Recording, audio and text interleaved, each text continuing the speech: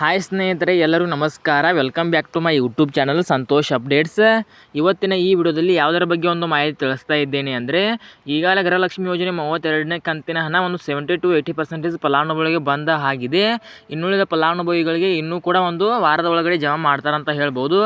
ಈಗ ಏನು 80% ಫಲಾನುಭವಿಗಳಿಗೆ ಗೃಹಲಕ್ಷ್ಮಿ ಯೋಜನೆ 32ನೇ ಕಂತಿನ ಹಣ ಜಮಾ ಆಗಿದೆ ನೋಡಿ, ಅವರು 33ನೇ ಕಂತಿನ ಹಣಕ್ಕೋಸ್ಕರ ವೇಟ್ ಮಾಡ್ತಿದ್ದಾರೆ ತುಂಬ. ಆದ ಕಾರಣ ಇವತ್ತಿನ ಈ ವಿಡಿಯೋದಲ್ಲಿ ಗೃಹಲಕ್ಷ್ಮಿ ಯೋಜನೆ 33ನೇ ಕಂತಿನ ಹಣ ವರಮಹಾಲಕ್ಷ್ಮಿ ಹಬ್ಬಕ್ಕೆ ಬಿಡುಗಡೆ ಆಗ್ತದೆ ಅಂತ ತುಂಬ ಒಂದು ಮಾಹಿತಿ ವೈರಲ್ ಆಗ್ತಾ ಇತ್ತು. ಆದ ಕಾರಣ ವರಮಹಾಲಕ್ಷ್ಮಿ ಹಬ್ಬಕ್ಕೆ ಗೃಹಲಕ್ಷ್ಮಿ ಯೋಜನೆ 33ನೇ ಕಂತಿನ ಹಣ ಜಮಾ ಆಗಿದೆ ಅಥವಾ ಇಲ್ಲ ಅಂತ ನಿಮ್ಮಿಂದನೇ ಒಂದು ಮಾಹಿತಿ ತಿಳ್ಕೊಂಡಿದ್ದೇನೆ. ಆದ ಕಾರಣ ಇವತ್ತಿನ ಈ ವಿಡಿಯೋದಲ್ಲಿ ಒಂದು ಸ್ಪಷ್ಟನೆ ನೀಡ್ತಾ ಇದ್ದೇನೆ.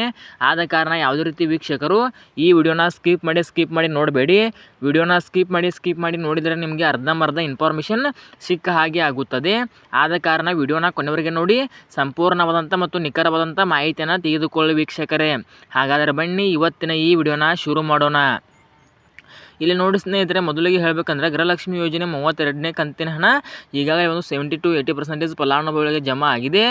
ಈಗ ನಿನ್ನೆಯಿಂದ ಮತ್ತೆ ಗೃಹಲಕ್ಷ್ಮಿ ಯೋಜನೆ 32ನೇ ಕಂತಿನ ಹಣ ಜಮಾ ಆಗ್ತಾ ಇಲ್ಲ. ಫಲಾನುಭವಿಗಳಿಗೆ ಸ್ವಲ್ಪ ತಾಂತ್ರಿಕ ಸಮಸ್ಯೆಯಿಂದ ಈಗ ಜಮಾ ಆಗ್ತಾ ಇಲ್ಲ. ಆದ ಕಾರಣ ಯಾವುದೇ ಕಾರಣಕ್ಕೂ ನಿಮಗೆ 32ನೇ ಕಂತಿನ ಹಣ ಬಂದಿಲ್ಲ ಅಂತ ಟೆನ್ಷನ್ ಮಾಡೋಕ್ಕೆ ಹೋಗಬೇಡಿ. ಖಂಡಿತವಾಗಿ ವೇಟ್ ಮಾಡಿ. ನಿಮಗೂ ಒಂದು 4-5 ದಿನಗಳಲ್ಲಿ ಖಂಡಿತವಾಗಿ ಗೃಹಲಕ್ಷ್ಮಿ ಯೋಜನೆ 32ನೇ ಕಂತಿನ ಹಣ ಜಮಾ ಆಗುತ್ತದೆ. ಮತ್ತು ತುಂಬ ಫಲಾನುಭವಿಗಳು ಗೃಹಲಕ್ಷ್ಮಿ ಯೋಜನೆ 33ನೇ ಕಂತಿನ ಹಣ ಯಾವಾಗ ಬರ್ತದೆ ಅಂತ ಒಂದು ಟೆನ್ಷನಲ್ಲಿ ಇರ್ತಾರೆ. ಏಕೆಂದರೆ ತುಂಬ ಯೂಟ್ಯೂಬರ್ಸ್ಗಳು ವರಮಹಾಲಕ್ಷ್ಮಿ ಹಬ್ಬಕ್ಕೆ ಗೃಹಲಕ್ಷ್ಮಿ ಯೋಜನೆ 33ನೇ ಕಂತಿನ ಹಣ ಜಮಾ ಆಗುತ್ತದೆ ಅಂತ ಒಂದು ನ್ಯೂಸ್ ಕೊಡ್ತಾ ಇದ್ರಲ್ವ. ಆದ ಕಾರಣ ಇವತ್ತಿನ ಈ ವಿಡಿಯೋದಲ್ಲಿ ಒಂದು ಕ್ಲಾರಿಟಿ ಕೊಡ್ತಾ ಇದ್ದೇನೆ ನೋಡಿ. ಇಲ್ಲಿ ನೋಡ್ತಾ ಇರ್ಬೋದು ನೀವು, ನನ್ನ ಯೂಟ್ಯೂಬ್ ಚಾನಲ್ನಲ್ಲಿ ಸಂತೋಷ್ ಅಪ್ಡೇಟ್ಸ್ ಯೂಟ್ಯೂಬ್ ಚಾನಲ್ನಲ್ಲಿ ಒಂದು ದಿನಗಳ ಹಿಂದೆ ಒಂದು ಕಮ್ಯುನಿಟಿ ಪೋಸ್ಟ್ ಹಾಕಿದ್ದೇನೆ.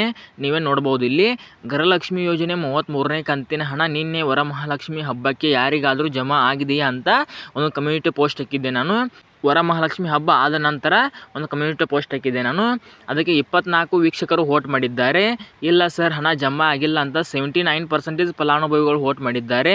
ಹ್ಞೂ ಸರ್, ಹಣ ಜಮಾ ಆಗಿದೆ ಅಂತ 21% ಫಲಾನುಭವಿಗಳು ವೋಟ್ ಮಾಡಿದ್ದಾರೆ. ಇಲ್ಲಿ ನಾವು ತಿಳ್ಕೊಬೇಕಾಗಿದೆ ಏನಂದರೆ, ಗೃಹಲಕ್ಷ್ಮಿ ಯೋಜನೆ 33ನೇ ಕಂತಿನ ಹಣ ವರಮಹಾಲಕ್ಷ್ಮಿ ಹಬ್ಬಕ್ಕೆ ಇನ್ನೂ ಕೂಡ ಬಿಡುಗಡೆನೇ ಆಗಿಲ್ಲ.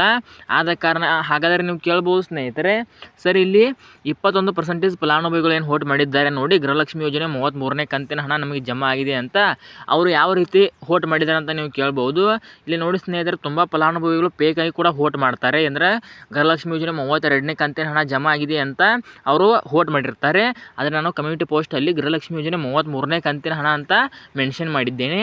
ಆದ ಕಾರಣ ಈ ವಿಡಿಯೋ ಮುಗಿದ ತಕ್ಷಣ ಮತ್ತೊಂದು ಕಮ್ಯುನಿಟಿ ಪೋಸ್ಟ್ ಹಾಕಿರುತ್ತೇನೆ.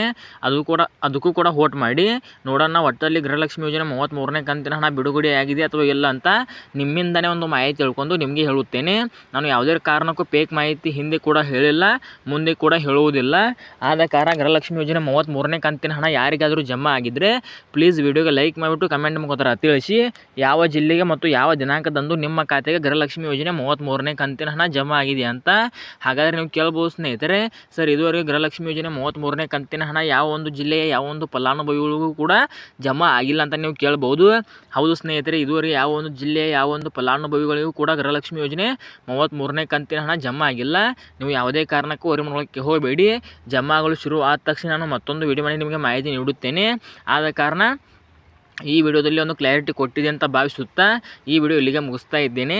ಈ ವಿಡಿಯೋ ಇಲ್ಲಿ ತನಕ ನೋಡಿದ್ದಕ್ಕಾಗಿ ನಿಮಗೆ ಹೃದಯಪೂರ್ವಕ ಧನ್ಯವಾದಗಳು. ನಮಸ್ಕಾರ.